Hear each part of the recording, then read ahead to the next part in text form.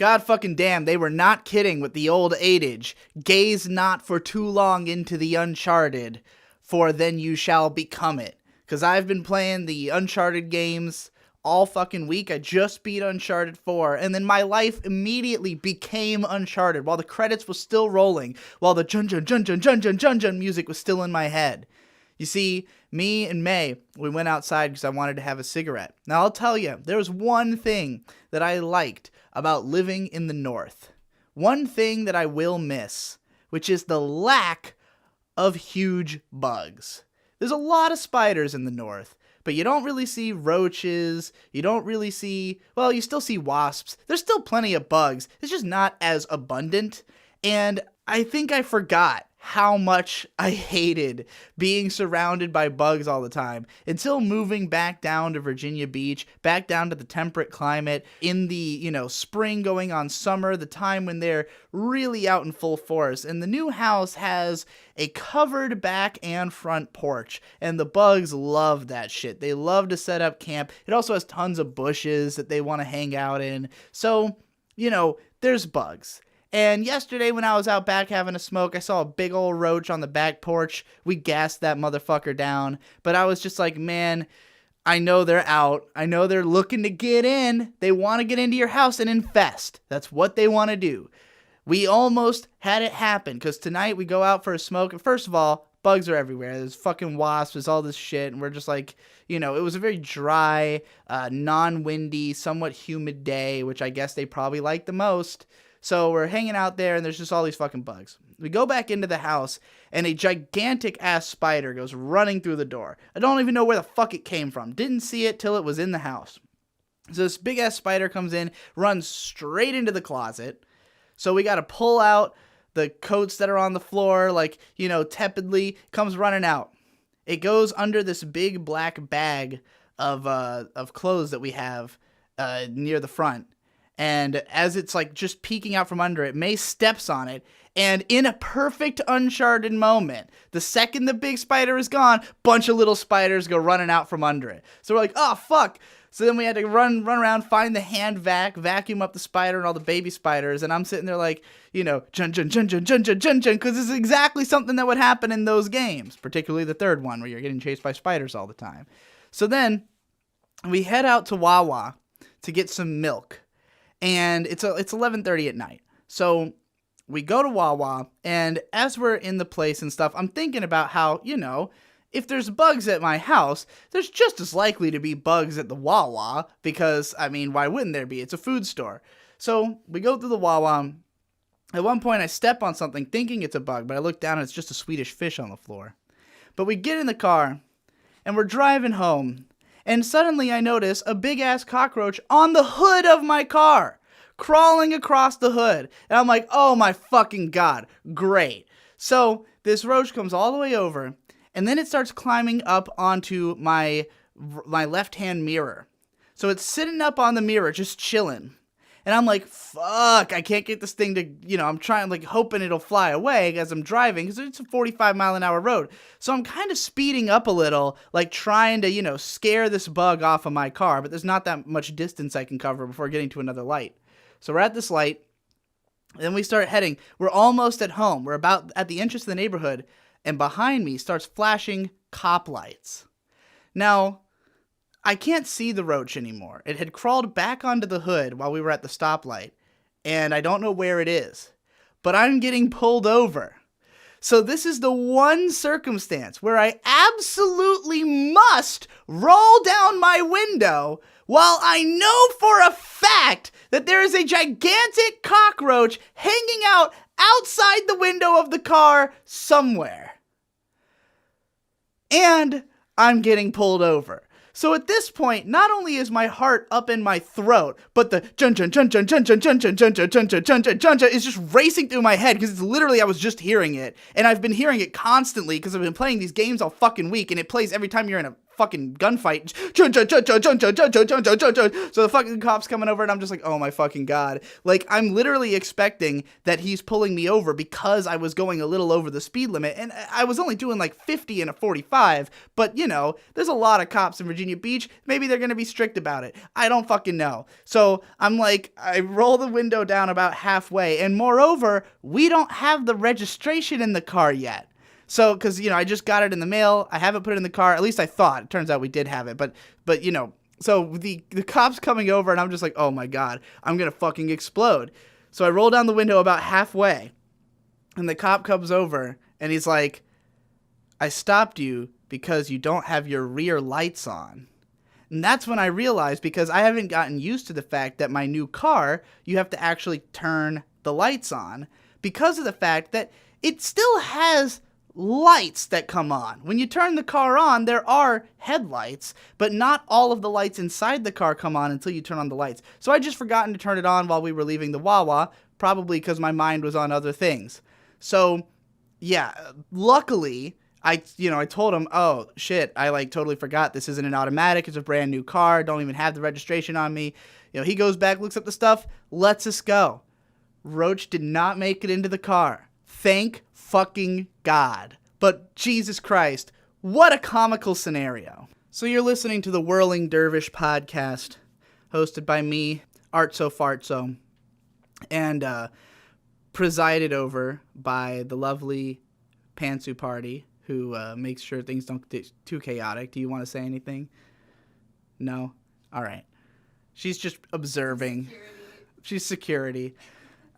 For those who don't know, episode 2, which at the time of this recording hasn't actually come out yet, is because I cut it together from 2 different recordings. I had recorded an initial episode, and I just didn't think it was good enough. The first episode was so fucking good that I just couldn't let people down by releasing a mediocre second episode. And I figured, fuck it, nobody knows what the schedule for this is, including me yet, so I'll just record a second portion and then edit those both into one podcast, you know, of just the best of. So that's how I think I'm going to do this. I'm just going to do a best of compilation of whichever rants, or I'll just try to make sure I'm in the right headspace. Because, like, when I tried to record episode 2, it was like I had a lot of ideas of things I wanted to talk about, but I didn't have the energy. I didn't have the, you know, heart racing. I didn't have the pure primal fury I had felt that day that I had released the Sonic video for pretty obvious reasons.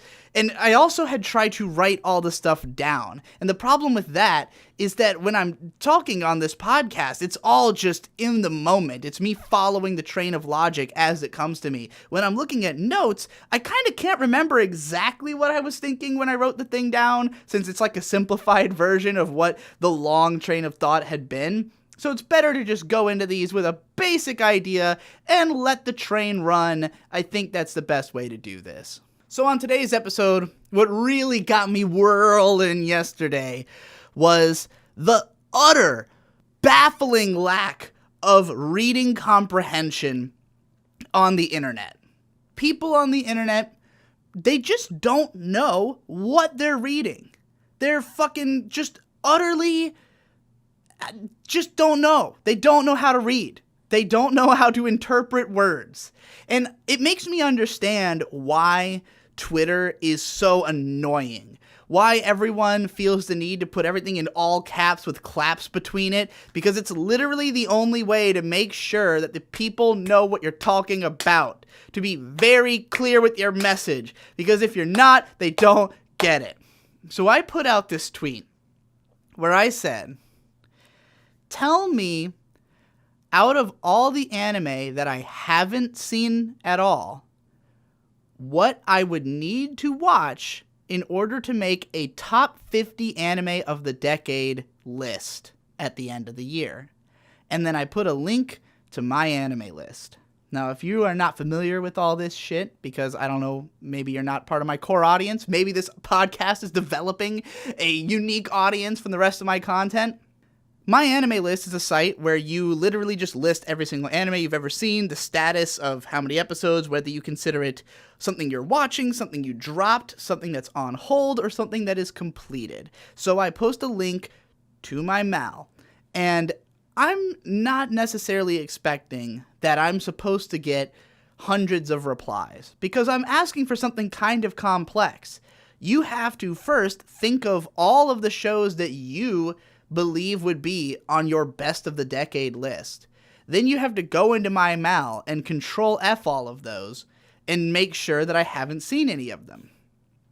Of course, I knew as soon as I posted this that a lot of people were just going to tell me to pick up shows that I had dropped. That they're going to tell me, oh, I can't believe you dropped this show that I love. You gotta watch that before you make your list. Which is not what I asked for. I know what shows I dropped. I know how people feel about those shows. I know that there's plenty of shit that I've put down that other people think is great. But it doesn't matter because I already know about those shows. I am fully aware that these shows are, I know their quality because I've checked them out and I decided I didn't like them for one reason or another. There are some that I probably will give a second shot before I make a list like this if I personally think there's a chance that my opinion of it would be different now than it was back when I dropped it. I mean, the decade is a long time. I was a fucking teenager at the start of this decade, barely. God, Jesus Christ. But anyway, new live-action Akira film by Thor Ragnarok director set for May 21st, 2021. Well, that's going to be bad. This was the news brought to you by Pantsu Party in the middle of this. Anyway, so I don't want any recommendations of dropped shows, but I knew that was coming. What I didn't expect was the people recommending me stuff that didn't even come out in the last decade immediately. Like 4 people. Monster. Gotta watch Monster. You haven't seen Monster. Monster came out in 2004! It's not this decade! And moreover, it's on my dropped list. And so, of course, I go ahead and I quote tweet one of the guys saying Monster. I chose a name I recognized so that I knew that he wouldn't be offended. And I said, hey guys, I know I gotta watch Monster, but it came out in 2004. Then I inevitably get the guys going, oh, well, don't watch the anime. You should read the manga of Monster instead. First of all, I don't care. This is not a conversation about Monster. The whole reason I'm saying this is so that you will stop talking about Monster when it's irrelevant to what I'm doing here. And second of all, I've already heard this argument before. I spend time on the internet and anime communities. I know everyone's opinion of Monster. I am well aware that the anime is just a direct panel for panel interpretation of the manga, that the pacing suffers because of it. I know this shit. All I want is to make sure that if I go about trying to make a top 50 of the decade list, there's not some really great shit that I forgot about from the 3 or 4 years out of the decade in random splotches where I haven't seen a lot of the shit. I've seen everything from 2014. I've seen everything from 2010.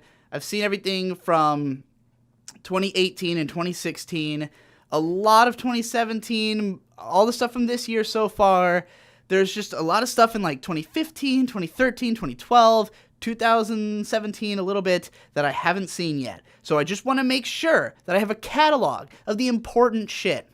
But no, people are just telling me to watch every show that they like. I get these responses that are like, oh, well, your list won't even be worth it if you don't complete Flip Flappers. Motherfucker, you don't know what kind of list I'm trying to make. You literally have no idea what even, people are like, oh, this is going to be the ultimate tier list. No, it's not a tier list. Some of it I think is joking, but the just sheer wealth and magnitude of just irrelevant shit to the question. Yahtzee Croshaw said once that people on social media will often respond to you with something irrelevant to what you're asking, and it's the equivalent of raising your hand in class and go, ooh, pick me, and then you get picked and you say, I don't know. It's like, do you just want attention? Why are you doing this? Is it an attempt to feel useful? Because you're not being useful. You're wasting my fucking time. Because now I don't want to read any of the replies. Because if this had gone the way it should have, there would have not, first of all, not been that many people who actually know good shows that I don't have on my list, because I've seen most shit. So I know that I'm asking something difficult of you. I know this is something most of you won't have an answer for. So if you don't have an answer, just don't say anything.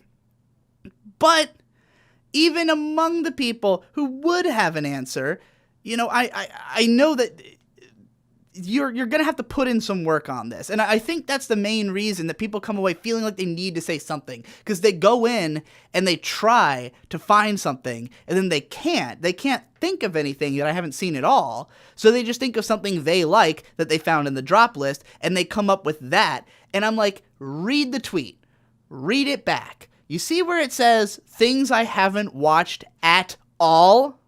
What do you think that part means? Now, I get this kind of shit all the time on Twitter. I am constantly having people respond to my tweets in ways that just make no sense. That, like, on some level, I'm willing to take the blame sometimes if I word something confusingly. If I word it in a way that's open to interpretation, if I crack a joke that's a little too advanced, and I usually avoid doing that kind of stuff. Like, I have ideas for tweets all the fucking time that I just don't post because I don't think anybody will get it, and I don't want to have to read the dipshit replies that I'm gonna get. I don't want to have to explain it again to my audience. I don't want to have to, you know, if I crack a joke that is maybe, you know, that you'd have to know certain things to get the joke, I don't want to have to then explain the joke to you when you don't get it. So I just avoid it. I just don't even bother most of the time. But, like, this seems like such an innocuous ask. Just, if you just paid attention to every word in the sentence, we wouldn't have this problem. But no one does. No one pays attention to every word in a sentence unless you clap between each word. And now I get it. I get why everything on the internet is so obnoxiously forward. There's no subtlety or nuance, because if you tried to use those things, nobody's going to understand you. And I don't know how much of this is just youth. I don't know how much of it is just young people or just people not paying attention. If it's just people who seriously can't fucking read, if they're just dumb. Like, I don't know what is the chief cause of the shit reading comprehension on the internet. But it's just constant. And it's such a jarring experience when I go from somewhere like Twitter and I see the conversations happening on there and the level of them.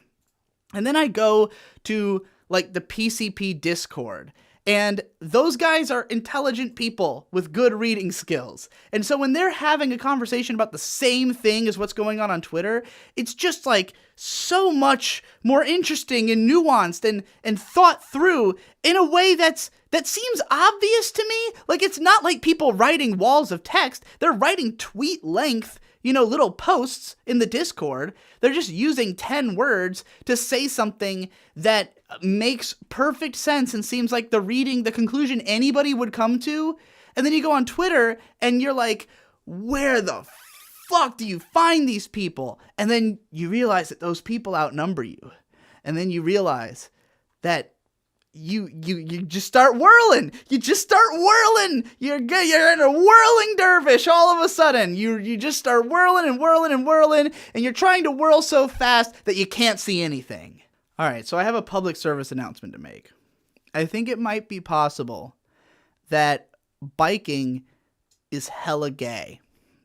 Because as far as I can tell, riding a bike, racing bikes, is mostly consists of shoving something up your ass and just kind of bobbing on it for a while, which is fine. I'm not knocking it. But I just want some acknowledgement that road biking is hella gay. And I feel like this is one of those things where you would be expected to have some level of respect for, like, the sport of biking. And I look at it and I think, this seems like dumb shit. So yesterday, Pantsu here rode her bike around the neighborhood, and she had bruises on her tailbone. She was like, my ass hurts. So I was like, oh yeah, your gooch. Yeah, your gooch hurts. So I was like, yeah, that tends to happen when you ride a bike. And then I was thinking about the fact that my bike has one of those big, fat, padded seats on it because it's a beach cruiser. You know, it was made to be comfortable. And then I thought, why is that not standard issue? Like, why have we accepted bikes having non-big fat seats? Because I understand that the bike industry, it's in their best interest to stick you with a shitty seat so that you have to then go buy a better seat for your bike. That makes perfect sense to me. But why do people allow bikes to be bought that don't have those seats? Like, why is that not just standard issue? And then I thought, what is the incentive for you as a biker to have a smaller seat other than that you can't afford the bigger one? And then I realized that those people who ride road bikes, they've got just like a little fucking pike that just goes right up their ass. And the reason is it makes the bike more aerodynamic so you can go faster. And this led me to the question, who gives a fuck how fast you can go on a bike? Why do we give a shit at all? Why would that ever impress anyone that you can go fast on a bike? Like, no shit. It's a contraption built to make you go faster and, you know, make it so you can get from one place to another quicker. But like, if you're just trying to go as fast as possible, drive a car.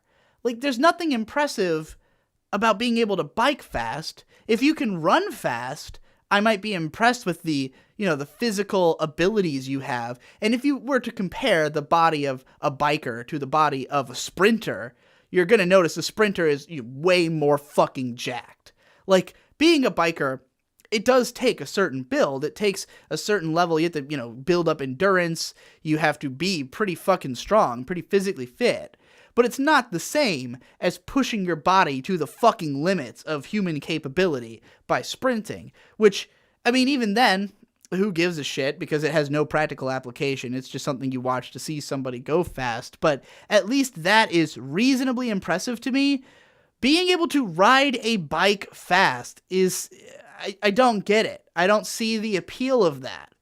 And I feel like it's just been around for long enough, and there's been enough like major and respected competitions that people spectate, that like it's considered like a respected sport. It's like something that if I were to just come out and say bikes are gay, people would be like, that's a real immature way of looking at it. And I'm like, no, what's an immature way of looking at things is when you just accept that something is okay because it's existed for a long time and other people like it.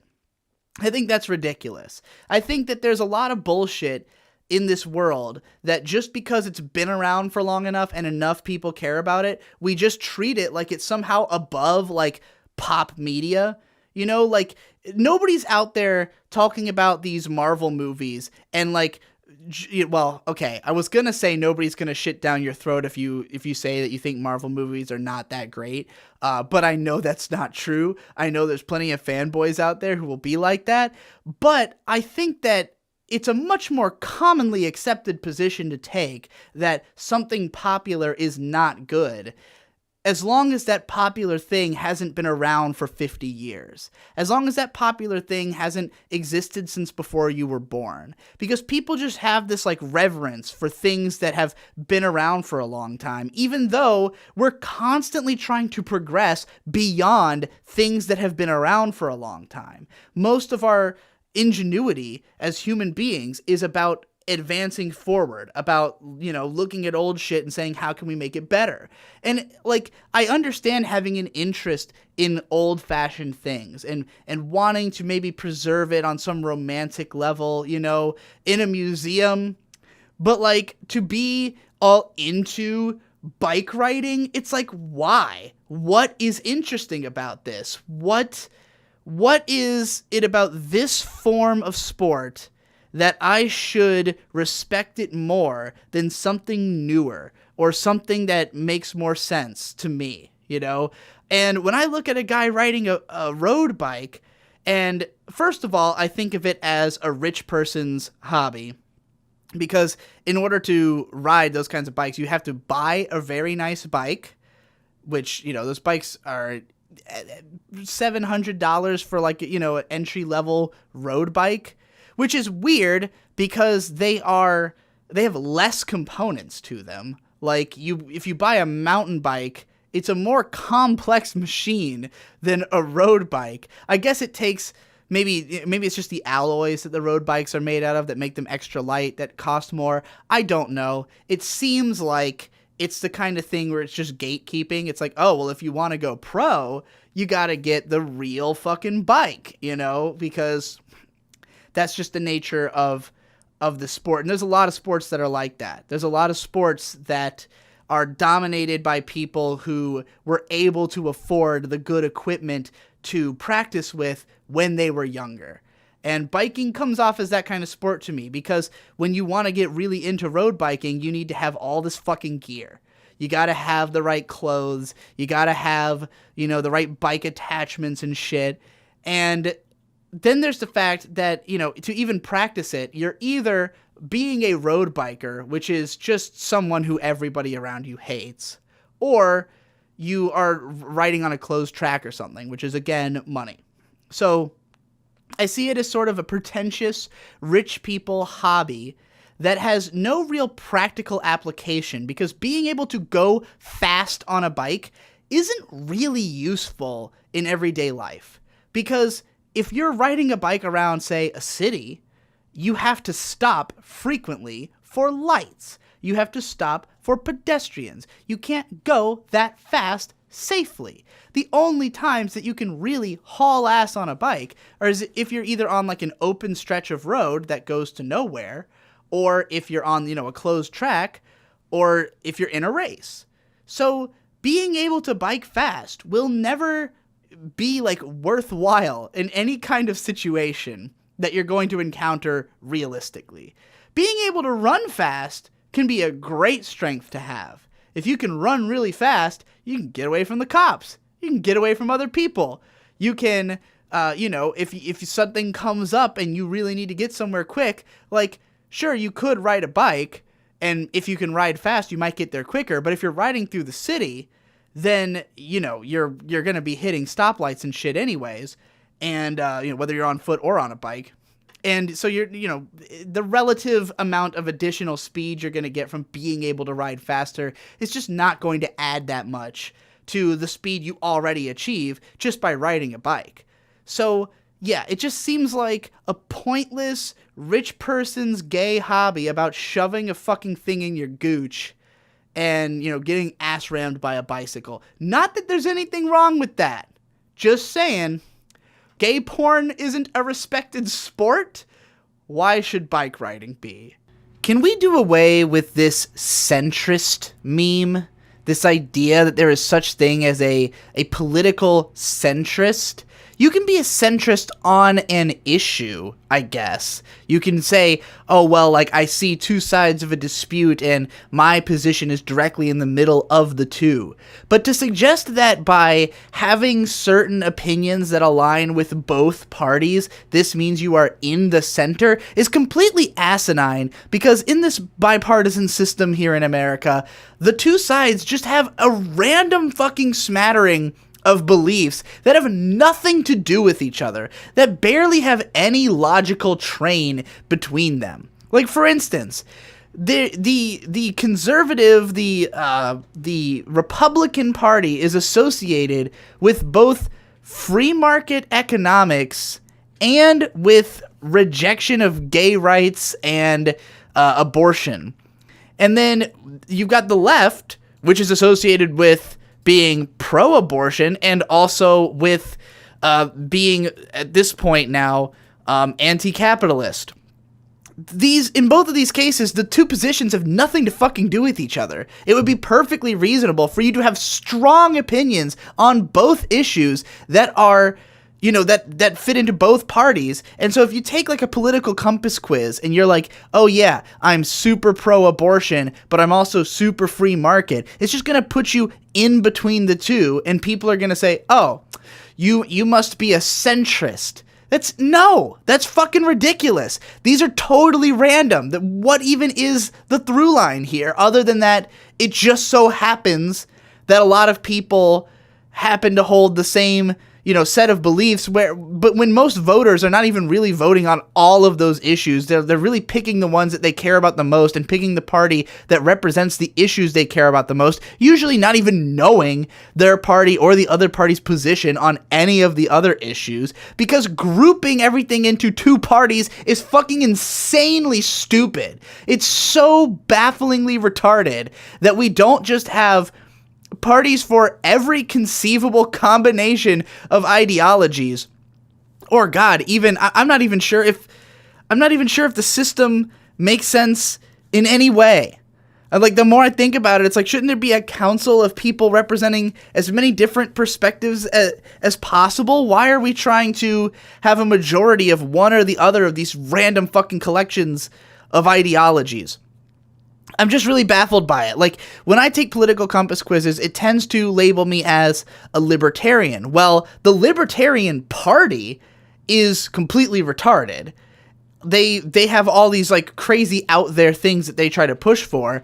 And, like, when you take a quiz like that, the questions it gives you, they force you into having an extreme viewpoint in order for you to have a placement on the map, essentially. Like, okay, I get into arguments with people online where I have these hardcore, like, communist, Marxist people who are following me, who, when I talk about the free market and I talk about how I like capitalism and, like, ways to fix capitalism, they're like, oh, you said one thing that is like a socialist idea, and therefore you're totally against capitalism. You're preaching for socialism here. Well, I mean, yeah, because having one extreme or the other is totally fucking ridiculous. Like, you need to have some rules in place. Yes, I am overall libertarian because anything past a certain amount of authoritativeness I find disgusting, but that doesn't mean I want no authority, no rules, no society. Like, I think there should be some fucking rules in place that keep things in check. I think that's, what a stable person would argue for. But, like, so yeah, maybe some of my ideas could be construed as socialist in as much as they're not extremely radically libertarian, but to go and just be like, oh, well, you got to swing the pendulum all the way to the other side. Now you got to be a complete socialist. No, that shit's also ridiculous.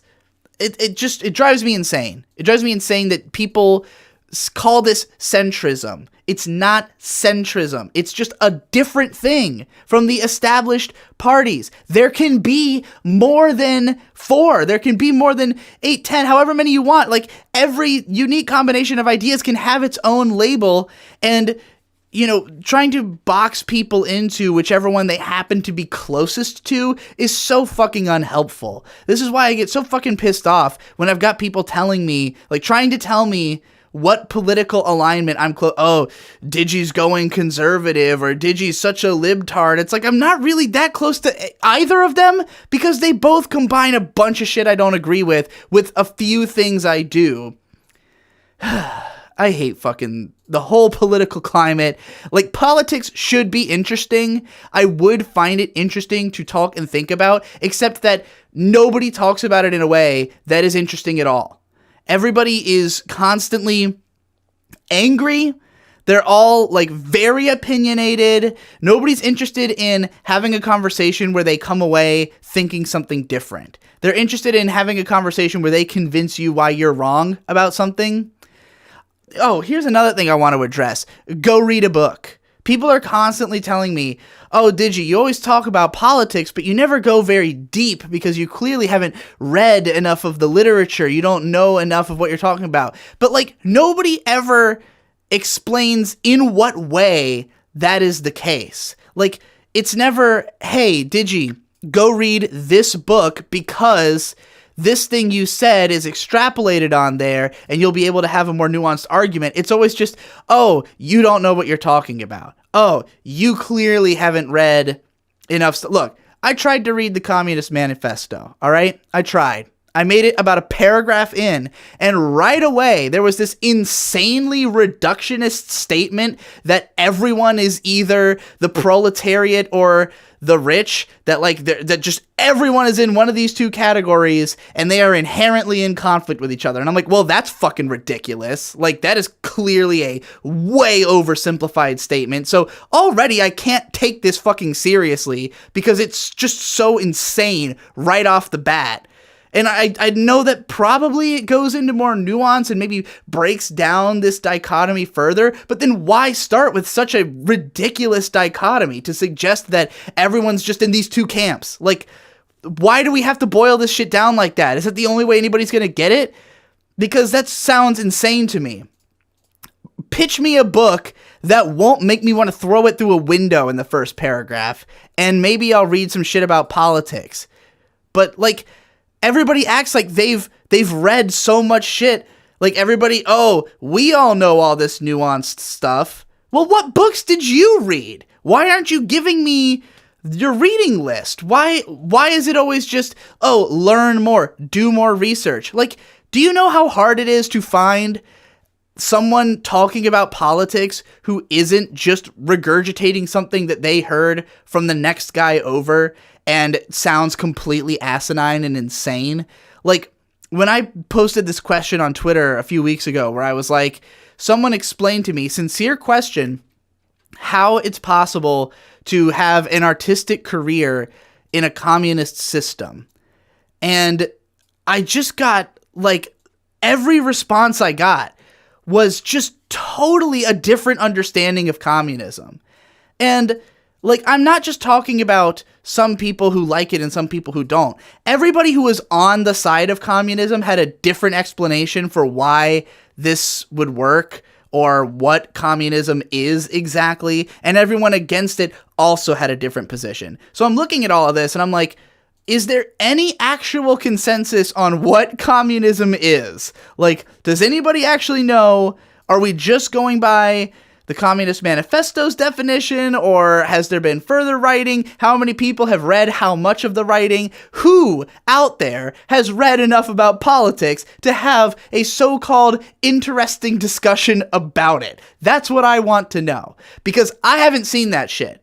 I haven't heard anybody talking about politics that didn't sound completely crazy. So if you can find me that person, then I will listen to what they have to say about politics and maybe develop a more nuanced understanding. I mean, just tell me what things I need to learn about. Just tell me, like, what thing did I mention that is contested, and then show me the evidence. Like, if you know the counter argument, or if you know the reasons that the argument is bad, can't you provide that? And some people do. In my comments on the last episode of the Whirling Dervish, there are some comments that actually, go into stats about the points. Like, for instance, at one point I had said something about how gun deaths had gone down around the same time as the release of Doom. Well, one guy posted a statistic talking about how the death rate was going down because of advances in medicine, while the actual rate of violence was actually increasing in the 90s.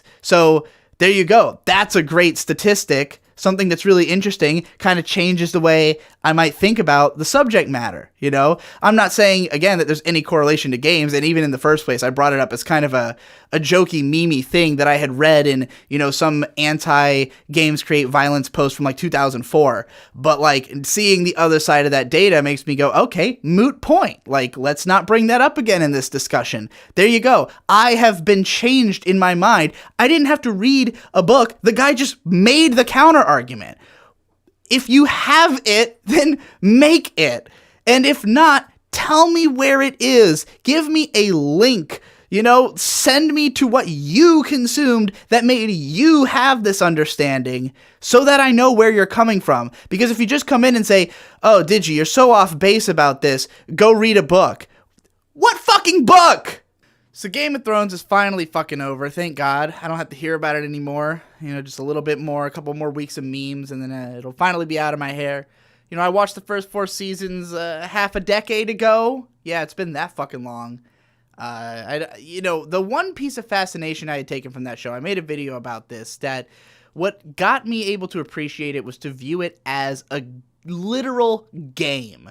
That when there was the line of dialogue where Cersei says, when you play the Game of Thrones, you win or you die. And it caused me to kind of sit back and not think about it as a story where I'm meant to be invested in the characters in particular. Not that I wasn't, but just that the real purpose of the show was to see how far into this game each of the players were going to make it. What mistakes are they going to make? What ways are they going to run into troubles, and how are they going to deal with that? Who's going to win, who's going to die, essentially. And that game, while it could be engaging from time to time, when I lost interest in the show, when I thought it was slowing down and just kind of just not maintaining my interest, going in a direction I didn't care for, I stopped participating. You know why? Because I can find this game in so many other places. I can find it in real life, right here on YouTube, in the Gay Ops of Thrones. That's the new game that's being played in our culture. And I gotta tell you, it terrifies me just as much as the show did. Just as much as the violence and insanity of thinking about how vile humans can be when they come after each other. It's that same level of disgust I feel towards how people act on the internet. And yet I feel that same inability to turn away from it that I did watching Game of Thrones. In fact, it's easier to watch because people aren't literally dying. And it's even more interesting when you can't really take the players out of the game. Game of Thrones, to me, it always got more boring when you got to a point where enough characters that you cared about had died, that it was like, well, I don't necessarily care about these new people coming in, or the rules of the game keep changing. I don't know. When you're on YouTube, none of these people ever die. No one's ever really gone, as they say. You see these people continue to play the game. And let me explain. Let me explain what the Gay Ops of Thrones is. And why I ran away from this game at a time. In fact, this is really going to get into the heart of something I never was able to quite put into words until now, but I think I finally can, which is why the real, at its core, at its heart reason that I put distance between myself and Mumkey Jones. And I'm not interested in starting any drama with him or having any beef. He seems to be going through a pretty rough period right now. He can deal with that for himself, but there was a period when he was associating with people who were participating in what is now known as gay ops. It's hard for me to describe this in clear terms, but basically there became a moment in the mid to late 2010s when Discord arose and the idea of the Discord community, when basically every internet creator had their own Discord group. I have one myself for my patrons. And these Discord groups would form their own sort of insular communities. And for a lot of content creators, these people basically became something like a private army. Not necessarily intentionally. It's just a bunch of people who are susceptible to the things you say, who have a tendency to, to fall in line with your opinions. That are often younger people who look up to you, who, want to help you in some way. They want to be useful to you. And they also want to do something as a community. They're looking for a place. And I understand that as somebody who used to hang out in forums growing up. The reason I hung out in forums is that it was, places where I could find relatively like-minded people who were engaging in something together. Discord is like a much tighter version of that. It doesn't put you in a community that's just on the basis of something like we all like anime. It's like a direct line to a creator who you care about and their other fans. And these people tend to form just much tighter groups that are communicating more closely. But it's also very dangerous because, first of all, it inflates the sense of ego of the person running the group astronomically. And secondly, if that person decides that they want to mobilize their Discord, whether or not everybody in it participates, you can always find a small handful of people who will basically be at your beck and call to find whatever information you need. And a lot of these people are very bored young people who will go to the ends of the earth to find information, and they don't care about morality because their morals are the code of whatever you tell them to do, essentially. They just want to be on the side of people who they think are cool. And the people who are cool are the people who come across as right and above other people. So in internet culture, ever since drama became a big part of it, back in the days of like H3 really blowing up in like, I want to say 2015, 2016, that time period when drama really became the face of YouTube. Initially, it was mostly about call-out videos. It was someone's doing something skeevy, someone else researches it, calls it out, makes a big deal out of it, and then that person receives a backlash. But this all happened in the open. It was all front-facing. It's people having a war through YouTube videos. However, when Discord became a part of it, when it became me and my Discord versus you and your Discord, that's when it became more like actual war.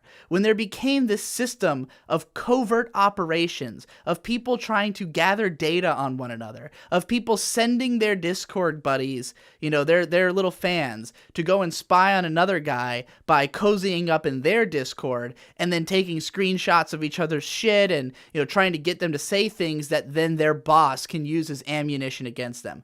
This, as I understand it, is gay ops.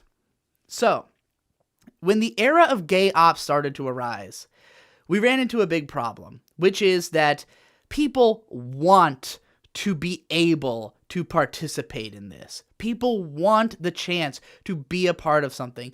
If you want the perfect example, if you're following me, you may be aware of Barack Obama.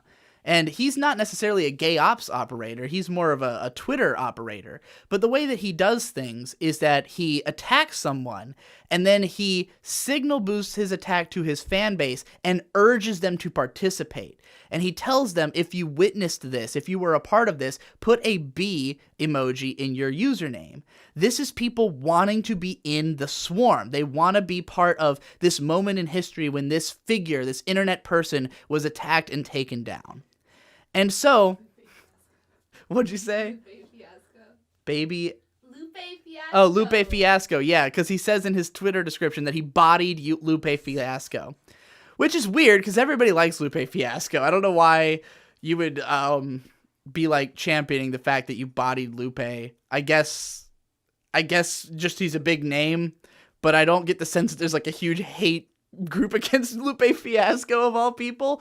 But in any case, yeah, Barack Obama, he wants you to feel like you're participating in an attack, and there's always a self-righteousness behind it. That's the most important factor. It's that whatever team you're a part of, you believe in what they stand for, and you feel self-righteous in your attempt to attack the people who you're up against, the people who you're doing gay ops against.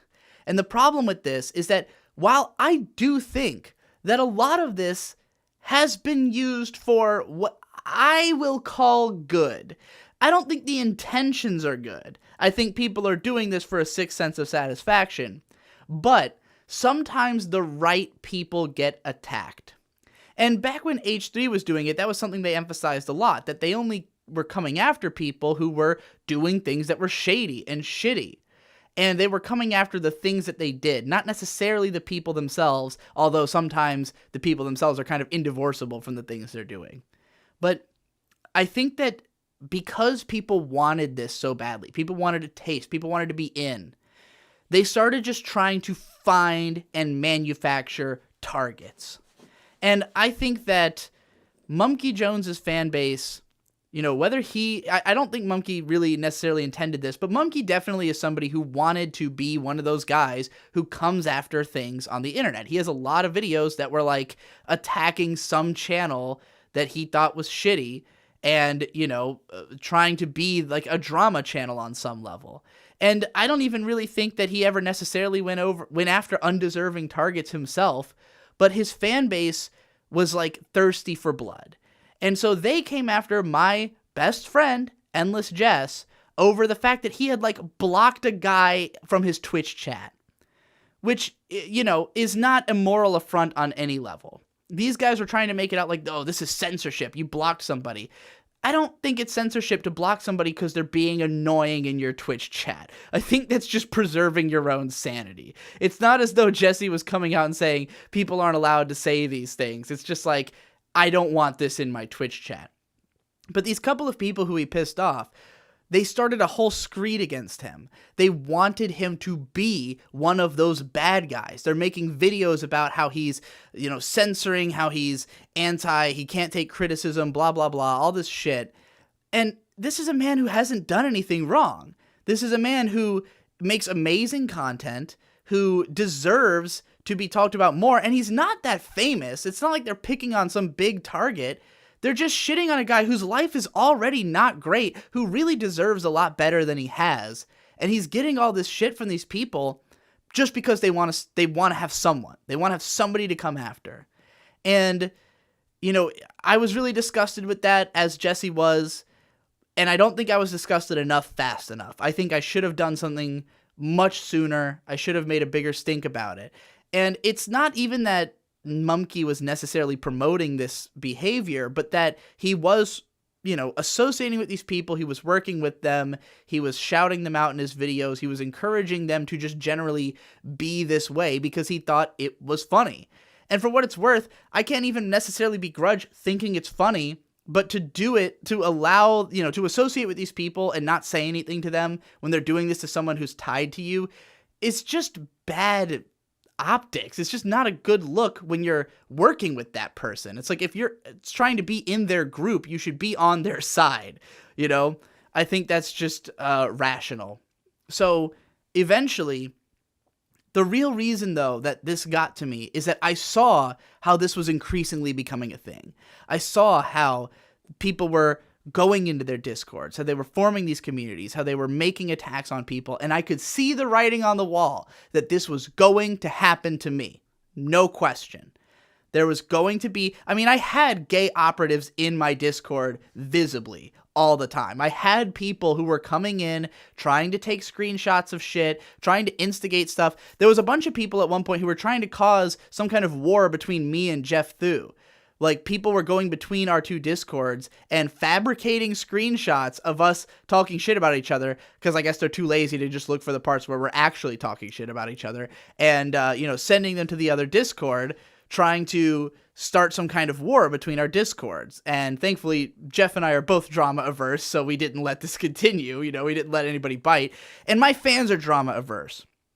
And this is something I understand about them probably better than ever, is that the people who follow me are looking for a respite from this. They're not the type of people who really get off on this kind of drama. They're the kind of people who like the fact that I don't involve myself with this kind of stuff, that I'm not, in the trenches doing the gay ops kind of shit. Like, it's not to say that I don't have certain fans who I could mobilize for something, but I don't do that because I would rather be left alone. I would rather be in my own world with my own stuff, with my own fans, that has nothing to do with anybody else. I don't like this idea of trying to compete for, essentially it's just all for glory. It's like, if I can destroy somebody else, it puts me up, and that's why these people do it. That's why it's so attractive. That's why someone like Turkey Tom made a video about me, because he's targeting anybody bigger than himself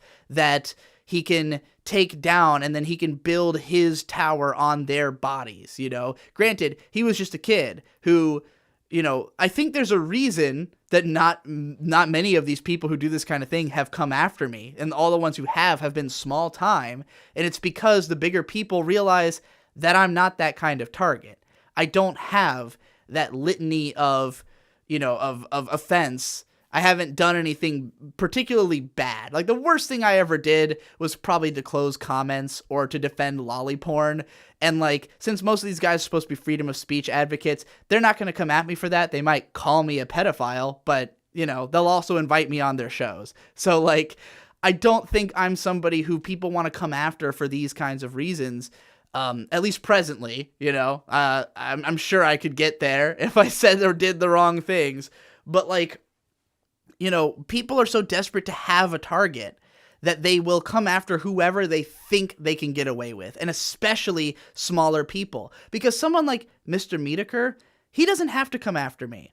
He has tons of huge targets. He can go on any stream. He can attack anybody. There are big, famous people who are doing things that they can get called out for that he can attack. There's no reason to come after someone like me who has a little niche following and who isn't doing anything that outrageous. The only people who want to come after me are the people who are really desperately looking for somebody that they can shit on to bolster themselves. And I saw that in Mumkey's fan base.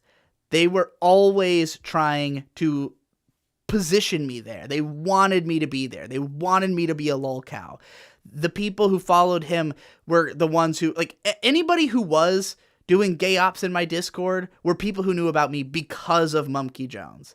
And I don't think he was doing any of this. I don't think he was sicking these people on me. He just was having that kind of audience because I think he wanted to be somebody who, was famous for being kind of an edgy asshole on the internet, but he also didn't want to step on too many people's toes, which is why he never fully embraced his personality. He's never become a Keemstar, a Dame Pesos, a Mr. Medeker, a Porcelain, because he doesn't want to piss off the wrong people when he's not big enough yet. He wants to be big enough before he can make those kinds of sweeps, because he cares a lot about the growth and about making a lot of money and reaching a lot of people. So, it was always kind of trepidatious. It was always like, I don't want to disassociate with myself with this guy because I don't think that he himself is a problem, but the fact that he surrounds himself with these kinds of people who want to be a problem, that I felt like I don't want to be too close to this, I don't want to be close enough to this that these people are after me and singling me out as a target, and that's also why I've never gotten involved in this kind of stuff, because I do enjoy it. I think it's an amazing spectacle. I love to watch when the right people get attacked. And this was all inspired by, I was watching a Mr. Medeker video about Mundane Matt that came out, I don't know how long ago. It was incredible because Mundane Matt, it was like watching someone die in Game of Thrones. Like, this dude comes into a call on the Ralph Retort kill stream and literally spends like 40 minutes telling people that he doesn't flag other people's videos. That he, oh, by the way, if you're curious about this video, go watch it. It's worth it. There's a lot of build up to this payoff that I'm about to spoil. So you're about to get spoiled for the Mundane Matt Saga video by Mr. Medeker, but he builds up to this quite a bit. That he's in this kill stream and he's going on and on about how he doesn't flag people, how he's never even heard of these people they're bringing up that he supposedly has flagged. And then, like 40 minutes into the conversation, someone points out that you can go to a page on your YouTube that shows all of the flags that you have filed. And so they start asking Mundane Matt to show this page. And he spends like 15 minutes floundering, saying that he's still reading the directions and he doesn't know what to do. Finally, they convince him to put it on screen. And sure enough, right there are all the flags that they had been accusing him of doing. He did them all. And he just has to admit to it. So he spent literally like 40 minutes just lying excessively and then admits it, drops the bomb on himself. It was unbelievable. It's one of the most epic fails I've ever seen. It's like, wow, you really just took the cock and fucked yourself with it. I can't believe it. I can't believe that he actually showed the page. And it immediately just destroyed him. It was like any credibility he had. I mean, everything he had ever said was that he, in defense of this, was obviously a lie. So now the internet caved in on this guy. And it was deservedly so, because he's taking down people's content for talking about him. He's false flagging people. He's, he apparently had called the cops on Keemstar over supposedly getting swatted. A bunch of crazy shit. This guy had done things that are unacceptable and been a piece of shit. So when I watch someone like that get a comeuppance like this, I think, good, great. That guy deserved this. And it's not that I think, obviously I wouldn't want him to die or anything, which is why it's more satisfying in a way than watching Game of Thrones, because he doesn't cease to exist. You have to think, I wonder if he'll learn anything from this. You can always make a comeback as long as you're still alive, I'd be interested to see any of these people like Maddox make a comeback. But it's so satisfying to watch somebody who has fucked other people over get fucked over. And to me, that's where the line exists. It's not about just fucking with people for the sake of it. It's about fucking with people because they themselves are fucking with people. It's, if I was coming after someone's videos, if I was out there telling people they couldn't say something about me, it's one thing to close your comments. It's another thing to close off someone else's platform. To attack someone with DMCA claims. That to me is crossing a line.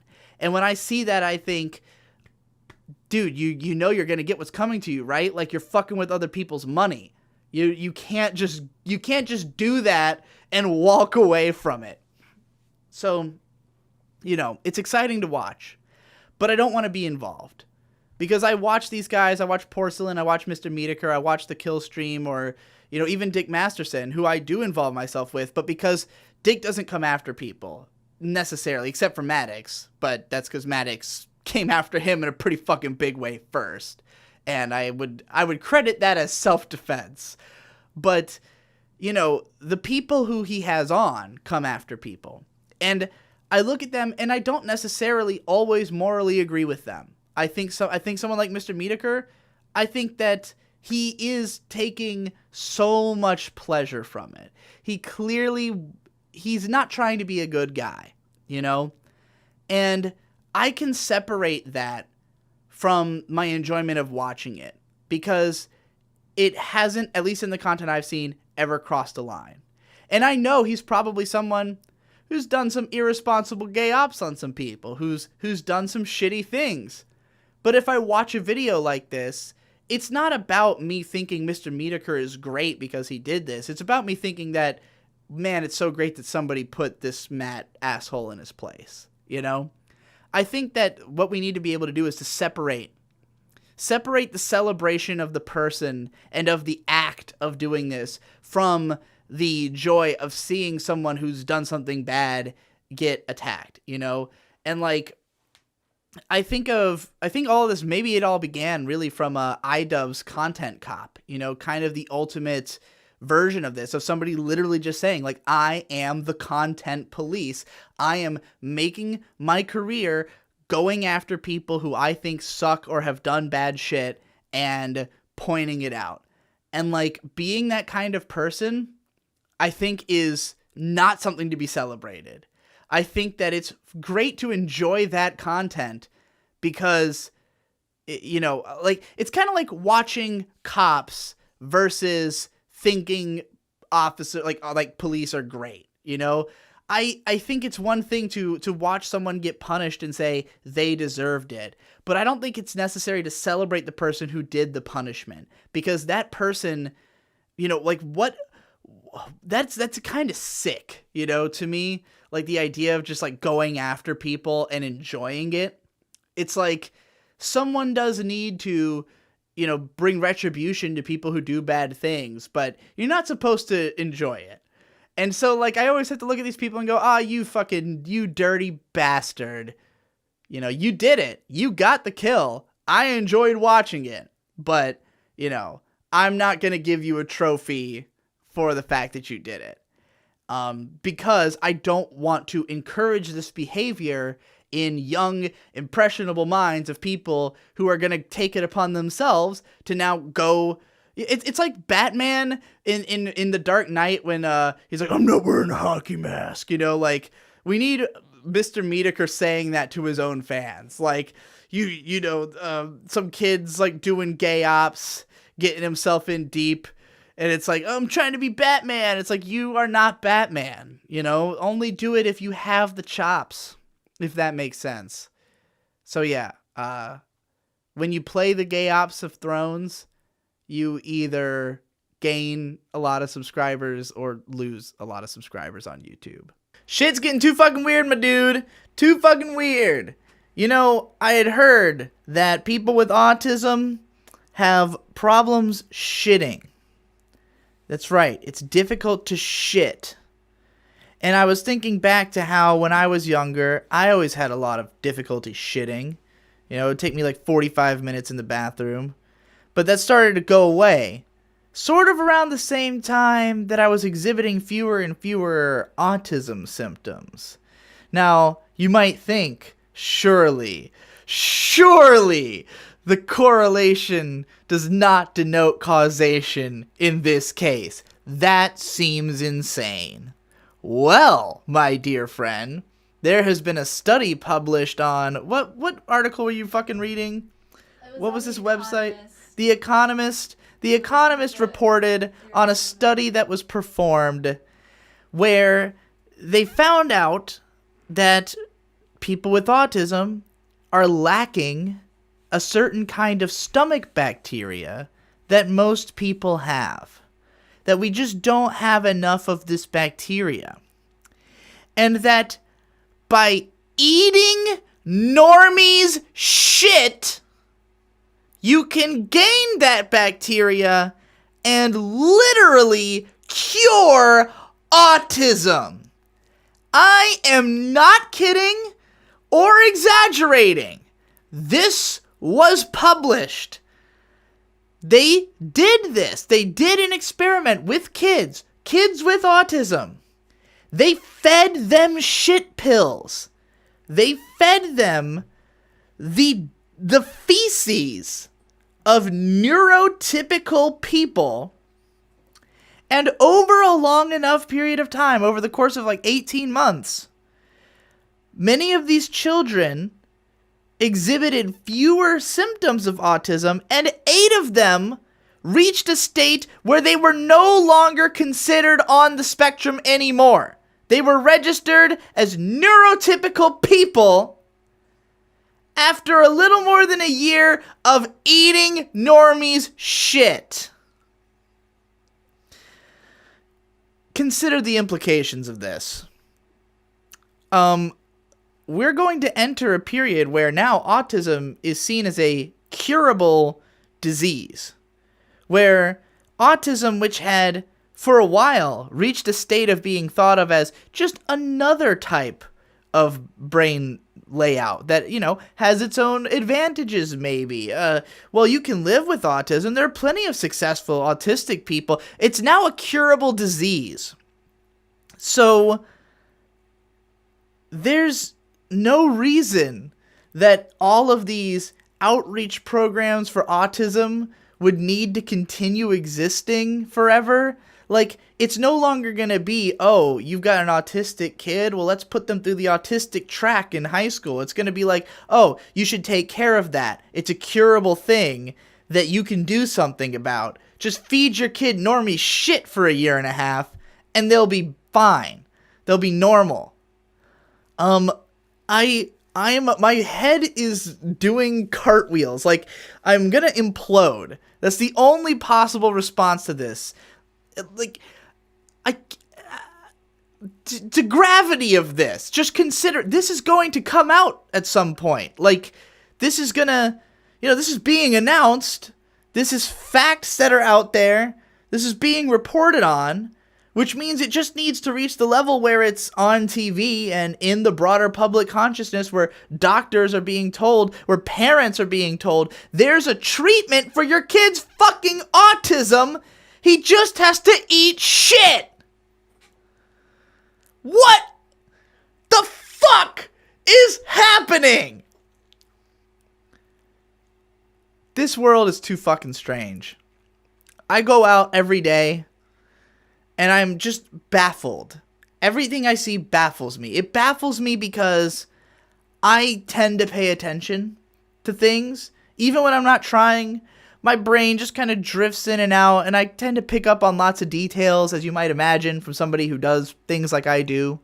I tend to notice the little intricacies of what's going on, and the level of contradiction, the level of sheer, inane, I don't get, it's like, our world runs on the fact that nobody knows what the hell's going on, and everybody thinks they do. Everybody, has a firm sense of identity and an idea of what they think the world is like, what they think is normal, what they think is going on around them, and yet, literally right before their senses is something that contradicts it. I was thinking about this because today I was at Wawa getting green tea, and a song by The Clash came on, Should I Stay or Should I Go? Now, I don't know if this is 100% true, but one time I was listening to this song with my dad, and he pointed out to me that this is a song about deciding whether or not to pull out while having sex. There are lyrics in this song such as, should I cool off or should I blow? That's a literal lyric in the song. Should I pull out or should I blow? Or cool off or should I blow? He's saying throughout this song, he's sort of propositioning this idea that if he were to pull out, it would be akin to saying, I don't want to stay with you. And if I come inside, it's like saying we're going to be together forever. So, it's a metaphor, but he's using the metaphor of should I come inside or not to explore the relationship itself. And there are so many hints in the lyrics. I mean, apparently some of the lyrics were changed from more raunchy ideas, such as originally there was going to be a line where he says, well, in the finished version he says, so if you want me off your back, which already sounds sexual enough as it is, but in the original lyric was going to be on your front or on your back, as in asking where to come.